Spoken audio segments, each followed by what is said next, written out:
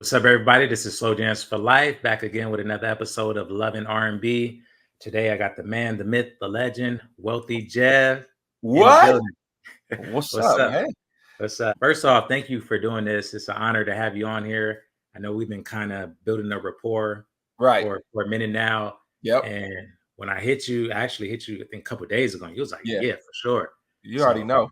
yeah, appreciate you for taking the time to do this. Man, my pleasure. I love your page. I love what you stand for. And you as a brother, man, I feel like, you are a genuine brother. And I feel like you are my brother. You know what I'm saying? So yeah, Likewise. it was nothing. When you said, let's do it, I'm like, let's go. What? I'll make time. Let's make it happen.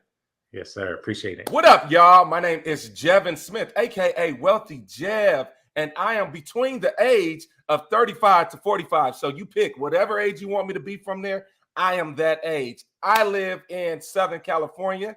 And what I rep love, comedy, family, R&B, music, just as a whole. But R&B is my thing. So I rep that. That's what I rep, Yeah, for those of you who have been living under a rock, this guy has been taking over social media by storm for the past. Well, I've been following him for probably over a year now, but I'm sure he's been on it way before then. But I think you almost had 1 million followers on TikTok. And one of the first videos I saw was he has this segment where he do like the daddy, well, not daddy daughter, but daddy pickup. Pickup. He picks up his kids from school and he's blasting all these throwback R&B songs, and it's one of my favorite things to watch, because as a parent myself, just watching you, like how you interact with your kids, it just brings a smile to my face seeing that. So that's one of my favorite things that you do. But he has all kind of videos. He's always incorporating R&B music, hip hop music, and so it's an honor to have him on here, because I'm pretty sure he has good taste in music. So I'm just curious to tap into his head and see what kind of music he's into. So people don't know, I'm a real DJ. I know I have this segment on my page where I do petty DJ, but I'm a real DJ, and I've been DJing over 30 years. So you could probably figure out my age when I say I've been DJing over 30 years. So, I know all kinds of music, but you be hitting me, man. Like on your page, I'll be like, oh shoot, I forgot about that. And sometimes you really, I feel like we be battling. Yeah. But sometimes like I don't know all the stuff I post on my page. Sometimes I learn it on the day. I'm like, oh, okay, well, let me post that on there. But yeah, for the most part, I do know most of it. But some is just, real quick, I hit up Wealthy Jev via DM, and I just sent him a message. That's how we connected via DM. I was like, bro, I like what you're doing. I'm a fan of your work. You're gonna go far. You're gonna be big. And I think why I connected so much, because we have a lot of similarities, believe it or not. Like he's a parent, I'm a parent. He's an actor. At one point, I was pursuing acting. Not anymore, and at one point I was a DJ as well. So we just have a bunch of similarities, and so I'm like, man, we have a lot in common. I wasn't a real DJ. I wasn't a real DJ. I wasn't a real DJ. I was more like just a playlist curator, I guess you would say, on the first real DJ. But so we're gonna get into some questions. On my page, I get a little spicy sometimes. A little controversial. Because it gets the people going. If you don't want to answer, all you got to do is say Wizzy Wow, and then we'll go to the next question. Wizzy Wow. We'll go to the next question. As long as it ain't political, I'm good. Yeah, no. Sometimes I interview artists, and I don't want to put them in awkward situations where they, so people have relationships and stuff. So the first question I want to ask is, when did you fall in love with R&B? Oh. When did I fall in love with R&B? You know what?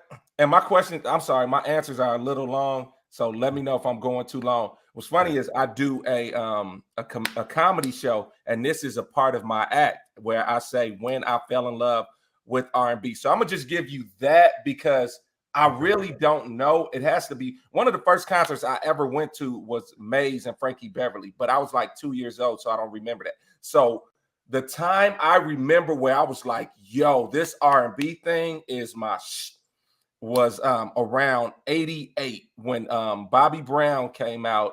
What was that? His second solo album, and when Guy was popping. So right around that era, because those were the two cassettes that my mom brought home for me, and I would play them back and forth. That Guy with Groove Me, Teddy's Jam, Piece of My Love, Goodbye Love, You Can Call Me Crazy. So when I heard that, I was like, yo, this, you know, it resonated with my spirit, resonated with my spirit. And I was like, yo, I love this R&B thing. And then the Bobby Brown thing, I thought I was Bobby Brown with that Don't Be Cruel album. I was like, yes, this is, I felt like, you know, it really touched me. You know what I'm saying? Of course, before there was Michael Jackson and Prince and stuff, but I feel like they're bigger than, I'm not going to say bigger than R&B, but I feel like they're more than R&B artists. You know what I mean? Of course, they started off as R&B artists, but then Mike kind of went pop. But what really made me say, oh, okay, I love this music was Guy and Bobby Brown. So around 1988,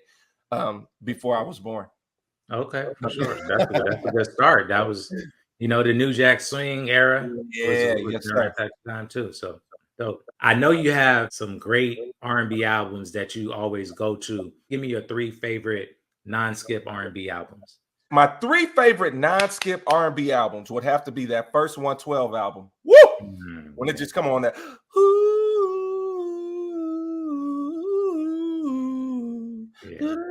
Yeah, that first 112 with Cupid, Pleasure and Pain, Why, Baby, You Can Come See Me. I can play that at any time. And what's funny is my kids love it too.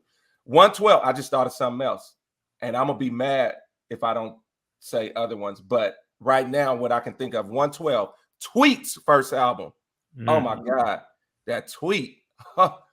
And I want to say Faith Evans' second album. Okay.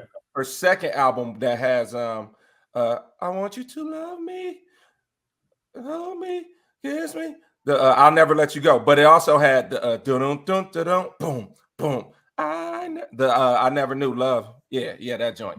And we those are great.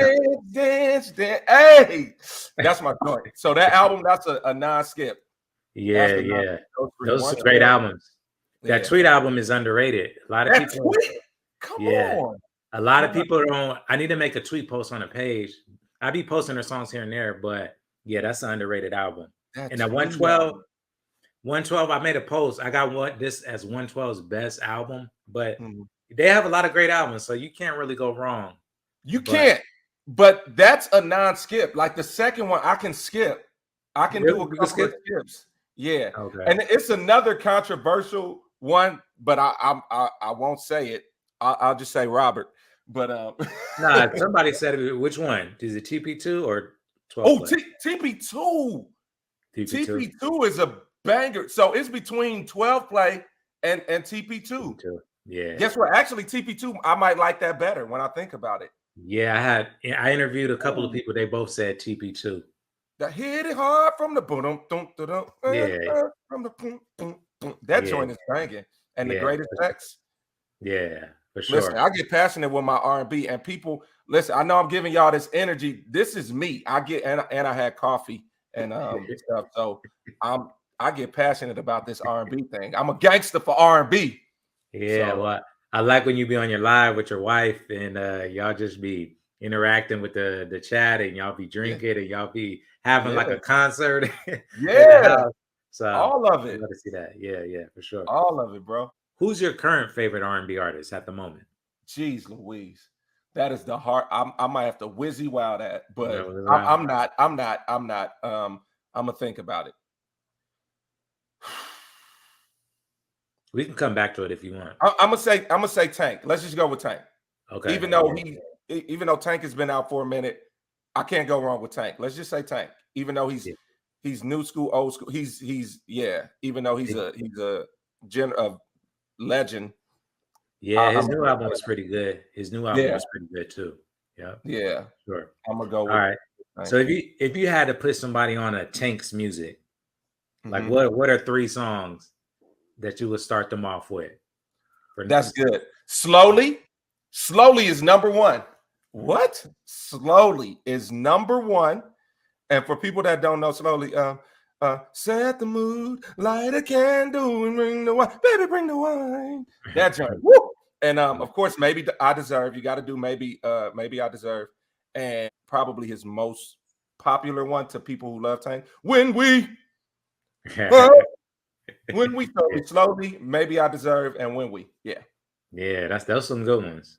And then a bonus one would be I'm gonna make it do what it do on Jamie Foxx album. That's Jamie, but that's all Tank in the what I'm gonna make it do what it do, babe. So yeah, I'll let them hear that too. For sure. So some good ones. This one might be kind of tough for you. But if you had to make an R&B group, this is Wealthy Jevs making a band. 4 members in a group. Who would you pick? Alive, not past. No Michael Jackson. Yeah. Okay. It could be male or female. I got you. I'll put Babyface has to be in it. Babyface has to be in it. Whatever Babyface, Tank, Faith Evans, and this is subject to change. Babyface, Tank, Faith Evans. I need another girl. I'm leaning towards Tweet, but I already said Tweet. Jeez Louise. Why do I want to say Lil Mo? I like Lil Mo. They're going to eat me up too. They're going to be like, why didn't he say blah, blah, blah, blah, blah? Oh, Father. It's like guess what? I'm going to do this.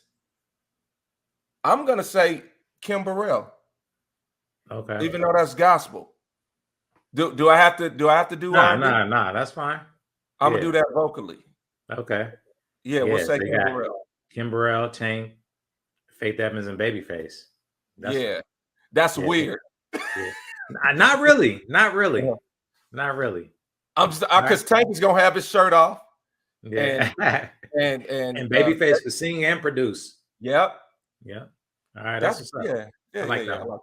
Trust me, I've heard weirder combinations than that. Word? Okay. Yeah, I'd be asking this question to all the guests and crazy. I want to hear what's the weirdest one. I know I'm nah, I ain't gonna say that. Okay, all right. Yeah. You gotta watch the episodes. The first episode actually drops tonight. Okay. So what's an R&B artist or song that somebody put you onto that you're forever thankful for? Oh, that's good. That's kind of hard. People putting me on and stuff. Are you the one that always put people on? Yeah, I'm the putter on her. Okay. I think my daughter put me on to Moon. You know the people. The Moon. It's a white group. Oh, Maroon 5? No, not Maroon. But somebody did put me on the Maroon 5. No, Moonchild or something like that. Oh yeah, Moonchild. Yeah, my daughter put me on to them. And you know what? Speaking of, my daughter put me on the Lucky Day.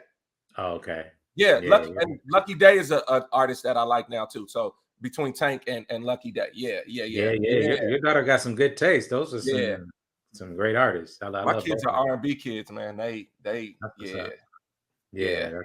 Lucky Day. I'm going with that. Okay, cool. Name a song that most people thought was fire that you wasn't really feeling. Hell no.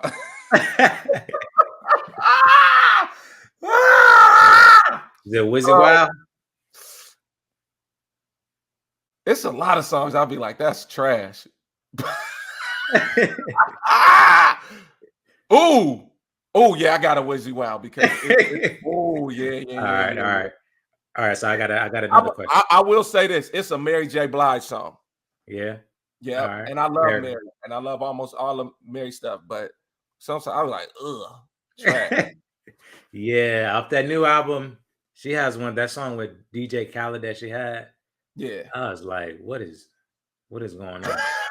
I posted it on the page. I just start the conversation. Like on my page, I just keep it real. Yeah, you do. Yeah, I'm probably not gonna have no friends in the industry, but man, I try not to. I'll just say I don't like it. I don't be saying, "Oh, this is garbage." Right. But at the end of the day, you're very diplomatic. I love the way you handle it. You are very diplomatic. I just don't say nothing because sometimes I might end up doing because I do pop-up videos with different R&B singers and they become my friends. I feel, once I get to know them, I'll be like, hey, I didn't really. If the conversation comes up, but I'll never just be like, hey, that album that was garbage. That song was garbage. I don't want to do that because I feel you. They're artists and they're sensitive about their shit. For sure.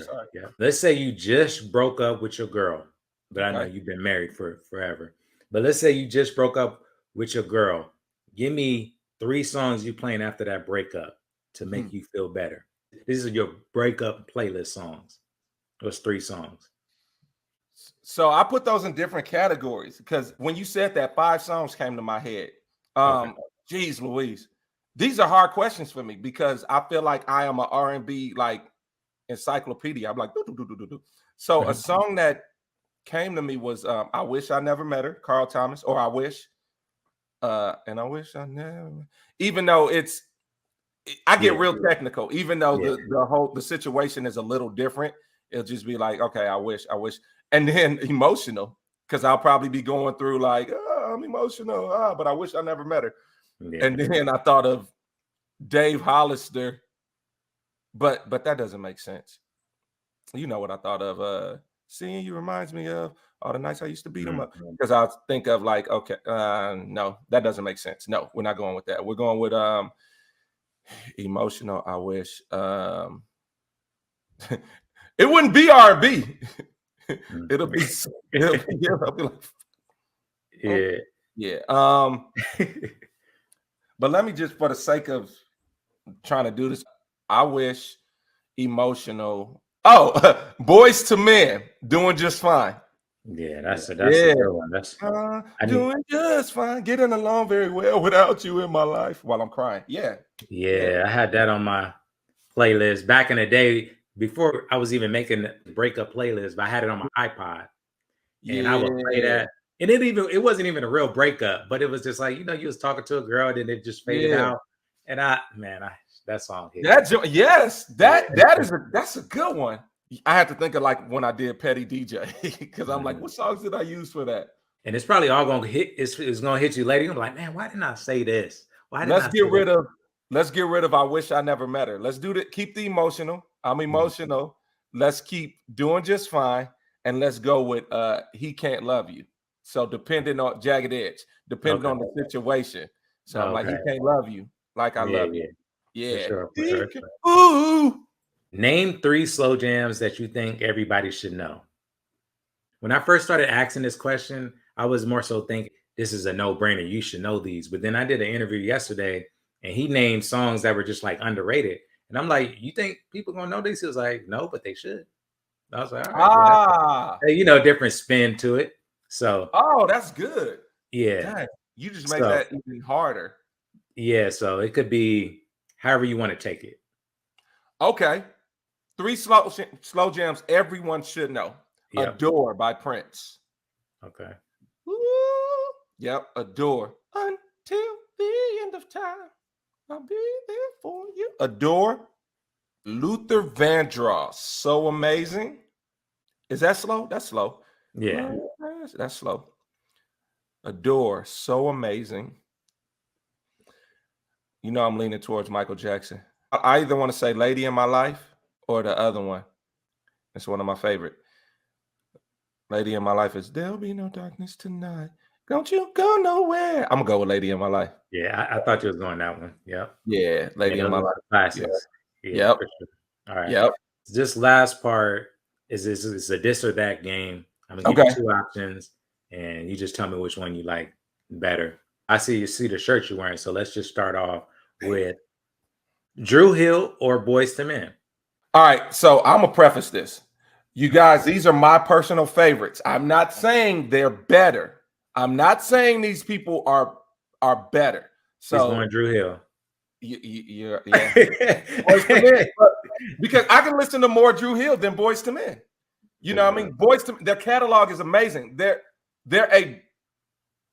group is more successful, and Boyz II Men started it. But I think I rather listen to more Drew Hill personally, because I like a little more. I like that Cisco, that ooh yeah, and all that. Boyz II Men they smooth. Sometimes one get but Drew Hill.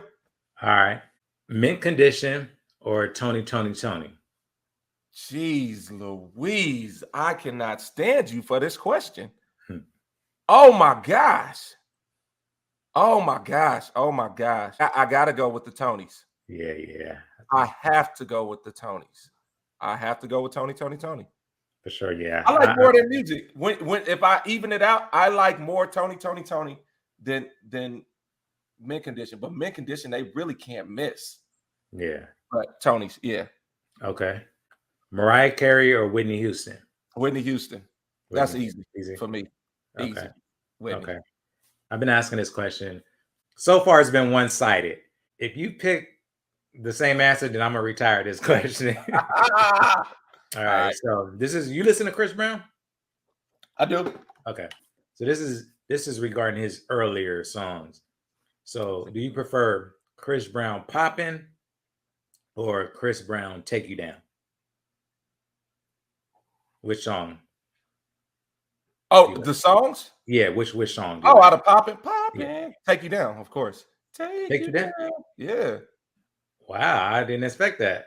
Yeah, out of the singles, right? Poppin' and Take You Down. Yeah. I prefer Take You Down because Take You Down has I'm thinking of Poppin', but Take You Down has that 90s R&B feel. It has all of that Jodeci, that Take You Down. Okay. I was surprised. I asked that question 3 times and everybody's like, Poppin', for sure, Poppin'. So really? Yeah. Because Poppin' was on the first album. It was like, and keep it on and poppin'. Yeah. And Take You Down is, yeah.